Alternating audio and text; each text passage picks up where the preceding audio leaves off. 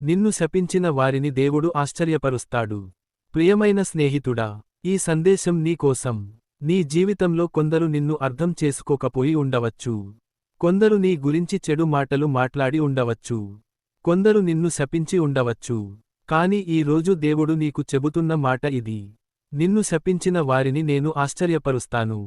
బైబిల్లో జెనెసిస్లో దేవుడు ఇలా చెప్పారు: నిన్ను ఆశీర్వదించువారిని నేను ఆశీర్వదిస్తాను, నిన్ను శపించువారిని నేను శపిస్తాను. అంటే దేవుడు తన పిల్లలను కాపాడుతాడు. మనుషులు నిన్ను తక్కువగా చూసినా దేవుడు నిన్ను గొప్పగా నిలబెడతాడు. కొంతమంది ఇలా అనుకుని ఉండవచ్చు: ఇతను జీవితంలో ఎదగడు, ఇతనికి విజయం రాదు, ఇతని జీవితం ఇక్కడితో ముగిసింది.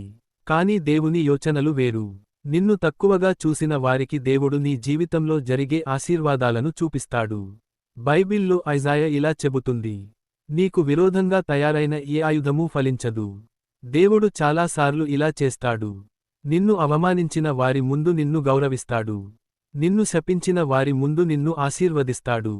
నిన్ను తిరస్కరించిన వారి ముందు నిన్ను పైకి లేపుతాడు. ఇది దేవుని మార్గం. నీ జీవితంలో దేవుడు చేయబోయే పనిని చూసి చాలా మంది ఆశ్చర్యపోతారు. ఇప్పుడు చిన్న ప్రార్థన చేద్దాం. ప్రియమైన తండ్రి దేవా, ఈ వీడియో చూస్తున్న ప్రతి వ్యక్తిని ఆశీర్వదించండి.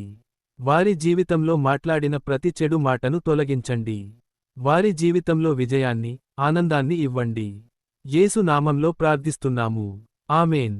ప్రియమైనవాడా, ఈ సందేశం నీకు ఆశీర్వాదంగా అనిపిస్తే లైక్ చేయండి, షేర్ చేయండి, సబ్స్క్రైబ్ చేయండి.